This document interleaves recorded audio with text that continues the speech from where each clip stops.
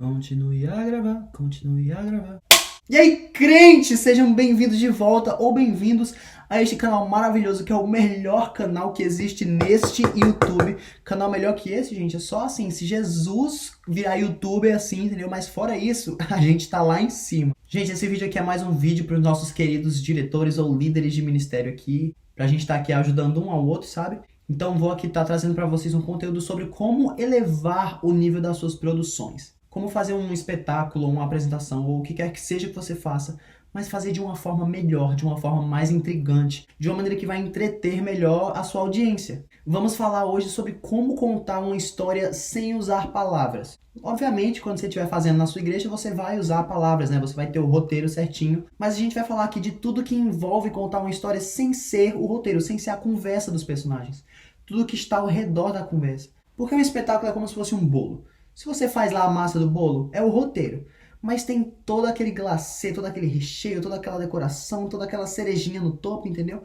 Todas as coisas que estão ao redor da massa para fazer o bolo realmente ser diferenciado, ser apreciado pelo público. Então é sobre isso que a gente vai falar hoje. Como contar uma história sem usar palavras, ou storytelling visual, ou como você quiser chamar. Vamos trazer esse assunto em vários tópicos, tá? Então vamos começar com o primeiro, que é cores. Utilizando cores no seu espetáculo. Mas Silas, como assim? Eu tenho que pensar nas cores do meu espetáculo? Sim, eu vou te explicar por quê. É muito importante criar uma cartela de cores, uma paleta de cores para representar o seu espetáculo, porque isso vai ajudar a dizer para a audiência qual é a vibe do show, o que é que eles podem esperar desse espetáculo. Vou dar 2 exemplos aqui para vocês. Primeiro,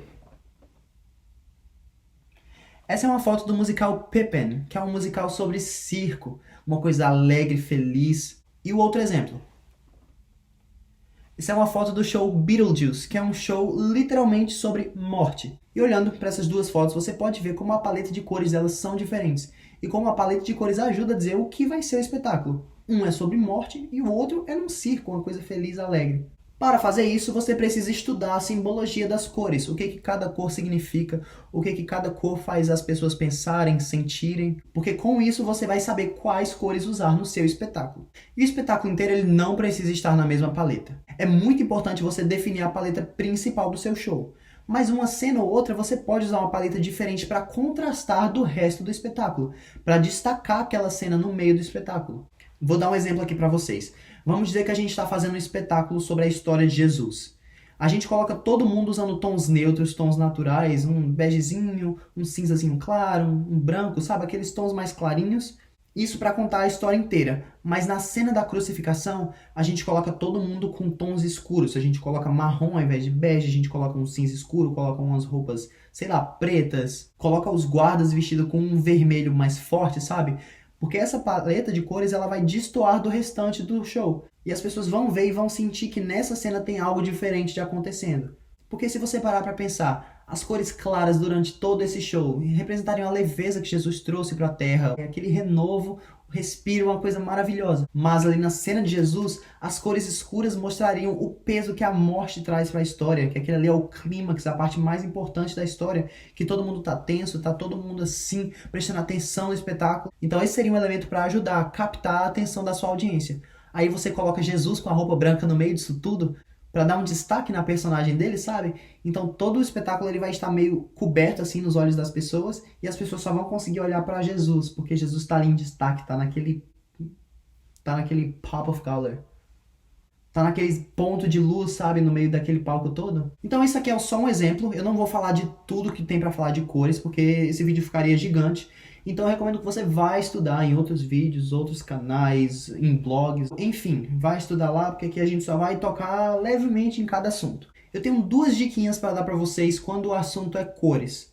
Primeira, estude pinturas. Como assim, Silas? Olhe para pinturas. Pegue algum pintor, Leonardo da Vinci, Michelangelo, enfim. Pega um pintor e vai analisar esse quadro desse pintor. Vê como ele utiliza as cores para ajudar a contar essa história. Quais são as cores que ele está usando? São cores mais claras ou mais escuras? Qual ponto da pintura tem cores claras e qual ponto tem cores escuras? O que ele está querendo destacar? O que ele está querendo meio que esconder na pintura? Porque fazendo isso, você vai começar a pensar no seu palco como uma pintura. As pessoas estão vendo ali a imagem do seu espetáculo. Então isso aqui é como se fosse uma pintura viva. O que você quer esconder? O que você quer destacar? O que você quer trazer uma leveza maior? O que você quer trazer um peso maior? Então trata o seu palco como uma pintura viva. Porque assim também fica mais fácil e interessante de você desenvolver a sua paleta, cartela de cores para aquela cena ou para o seu espetáculo inteiro. E a dica número 2 é que já existem várias paletas de cores prontas no Google. Então digamos que você está fazendo uma cena triste, coloca lá no Google, paleta de cores tristes, que você aí vai aparecer uns resultados, por exemplo, como esses. Aí fica mais fácil já lhe dar um norte de coisas que você precisa comprar, como vai ser a cor da roupa de cada personagem. Você aí tá meio que roubando. Ao invés de fazer o processo inteiro, estudar cada cor e desenvolver a paleta sozinho, as paletas já estão prontas para você lá no Google para não ter dificuldade e para você não ter desculpa. Segundo ponto é coreografia. E coreografia não é só dança, tá, gente? Coreografia é qualquer tipo de movimento que é marcado, que é ensaiado esse movimento específico, que não é algo que você cria ali na hora no palco. Então, por exemplo, se existe uma personagem que está falando com Deus ali, está tendo aquela oração fervorosa, você coloca esse personagem para se ajoelhar, levantar a mão, olhar para Deus, isso já é uma coreografia. Ele não está dançando, mas é um movimento que está coreografado. Isso vai lhe ajudar bastante, porque às vezes o seu ator ele não tem tanta experiência ou ele não tem a mesma visão que você está tendo. Você como diretor está ali assistindo a peça de fora, você está vendo o visual daquela peça, você está vendo o visual daquela cena. O ator ele não consegue ver, ele só está ali sentindo as emoções, mas você está vendo como essas emoções estão sendo transmitidas através de uma imagem. Aí você pode moldar essa imagem para ajudar a transmitir essa emoção melhor. Então coreografa os movimentos, dá pontos para os seus atores para eles seguirem esses pontos, porque aí vai somar justamente para a narrativa que eles estão falando. Em alguns casos, você também pode usar coreografia ao invés de palavras. Digamos que numa cena uma pessoa está recebendo a notícia que, sei lá, a mãe morreu. E ela está recebendo essa notícia por telefone. Então a pessoa vai lá, atende o telefone, e ao invés de ficar, não, minha mãe, eu quero a minha mãe de novo. Agora imagina, se essa pessoa está na ligação, ela derruba o telefone, ela cai de joelhos, ela coloca a mão no rosto, começa a esfregar a mão na cabeça como forma de desespero, e está um silêncio absoluto no palco, isso pode tocar muito mais a sua audiência do que somente uma pessoa gritando feito uma louca. E você também pode dar características a algumas personagens usando coreografia, entendeu? Por exemplo, coloca o avô da família pra sempre estar aqui, ó, passando a mão na barbona, porque isso dá uma característica diferente para a personagem. Próximo ponto que vamos falar são adereços. Silas, o que é um adereço? É qualquer coisa ali que a personagem interage que faz parte da história. Por exemplo, esse laptop aqui. Se eu estou gravando o vídeo inteiro e o laptop só fica aqui, ele é um cenário. Mas se no meio do vídeo eu começo a usar o laptop, ele vai se tornar um adereço, porque ali faz parte da história. Eu estou interagindo com o cenário, entendeu? Então adereços também são muito legais para ajudar a contar uma história. Um adereço pode ser algo no figurino, pode ser algo que a pessoa veste, ou pode ser algo no cenário. Vamos lá, por exemplo, na história de Sansão. O seu cabelo é um adereço, porque enquanto ele tem um cabelo longo, ele tem a sua força. E quando ele conhece a Dalila e a Dalila corta o seu cabelo, ele perde a sua força. Então o seu cabelo ali é um adereço, porque ele não é só um cabelo, ele é um elemento da história. O cabelo carrega o peso de ser o símbolo da sua força. Então coisas assim ajudam a deixar a sua história mais interessante. Você pode usar também um adereço para agregar em um figurino. Por exemplo, no filme Meu Malvado Favorito, existe lá o Gru, que tem lá as 3 criancinhas com ele, né? Foto. A mais nova, ela sempre carrega esse unicórnio com ele. Então meio que faz parte do figurino dela aquele adereço ali. Então isso ajuda a contar a história dela. Porque depois que o Gru lá consegue esse unicórnio para ela no parquinho de diversão, ela tem um apego emocional a esse unicórnio. Esse unicórnio conta a história do amor dela pelo malvado favorito dela. Você pode usar também adereços e símbolos para contar, dar um spoilerzinho do que vai acontecer lá na frente. Isso é muito usado em cinema, em peças de teatro, em musicais. Não sei porquê, mas todo mundo ama fazer isso.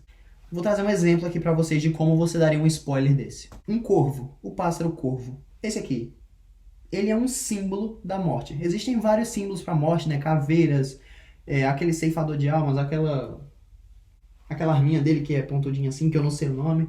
Mas enfim, todos esses são símbolos de morte. O corvo é um desses símbolos, apesar de não ser tão conhecido. Então vou dar um exemplo aqui. Isso, digamos, se você está escrevendo um livro ou se você está, sei lá, fazendo um filme, você coloca isso para acontecer na cena. Tem 3 personagens, uma família, andando em um carro e elas estão prestes a sofrer um acidente. Aí você coloca, sei lá, a criança que está no banco de trás para estar olhando lá na janela, observando toda a paisagem, e do nada essa criança ela avista 2 corvos. Aí mais pra frente eles batem o carro. É um acidente muito grave, os 3 vão pro hospital, mas aí somente um deles sobrevive. Então se tinha uma pessoa prestando atenção ali aos símbolos, ela já saberia dessa resposta. Porque viu lá atrás 2 corvos, então sabia que 2 pessoas iriam morrer. Mas Silas, o que que isso vai agregar na minha história? Gente, isso são só detalhes pequenos que vão ajudar a construir uma vibe pro seu show, ou pro seu livro, ou pro seu filme, ou o que você estiver fazendo. Coisas como essa, assim, de acrescentar símbolos num espetáculo ou algo assim, é para quem quer levar o seu show para um nível mais alto, é para quem quer adicionar mais textura pro seu show, é para quem quer elevar o nível conceitual da sua arte. Porque digamos que você fez um filme, a pessoa assiste uma vez, ela lá, ok, gostei da história, vou assistir de novo. Aí se ela assiste de novo, começando a prestar atenção em detalhes pequenos, ela vai começar a pegar essas coisinhas pequenas assim que você coloca lá no meio da sua obra. E essa pessoa vai admirar ainda mais o seu trabalho, porque ela vai pensar, uau, ele pensou até nesses detalhes pequenininhos, nessas referências. Isso vai deixar a sua obra muito mais rica. E como eu falei, muita coisa é sobre a vibe do show. A pessoa pode nem saber o que significa aquele símbolo, mas esse símbolo ele passa uma vibe. Subconscientemente, essa pessoa vai saber o que quer dizer esse símbolo. Quando você vê um corvo, você não pensa, morte. Mas você pensa em algo ruim. Você já começa a pensar naqueles espantalhos, sabe? Você não pensa naquele dia ensolarado, céu azul, florzinhas no chão. Você pensa em um dia nublado, a vegetação mais seca, uma coisa mais sombria. Então o que você puder trazer para acrescentar a vibe do show, você faça. Gente, já vai deixando o like aqui nesse vídeo também para dizer pro YouTube que esse vídeo é top e para esse vídeo chegar na mão de mais gente. Se inscreve aqui nesse canal também, que é maravilhoso. Ativa o sininho de notificações para você não perder quando eu postar vídeo novo. Porque assim, vou explicar uma coisa para vocês mais uma vez, mas assim, eu não vou me cansar de explicar. O único perdedor que tem aqui é Satanás. Se você perdeu o vídeo, você é perdedor. Então não pode ser perdedor, porque perdedor é o quê? Satanás. A gente é crente, a gente é gospel, a gente é evangélico. Então a gente é o quê? Mais que vencedor. Então ativa esse sininho para você não perder o vídeo. Amém, igreja? Me diz aqui embaixo qual foi a dica que você mais gostou, algo que você não sabia, o que você mais ficou. Nossa, que negócio legal. Coloca aqui porque eu quero saber. And me segue lá no meu Instagram, @SilasCostaJr, Silas com SY, Júnior é só JR, tá? Por favor, não erre, não coloquem Silas com SI, porque senão você vai seguir outra pessoa e a gente não vai poder fortalecer aquele nosso laço, entendeu? Então é isso, gente. Amo muito, muito, muito vocês. Eu vejo vocês na semana que vem no próximo vídeo.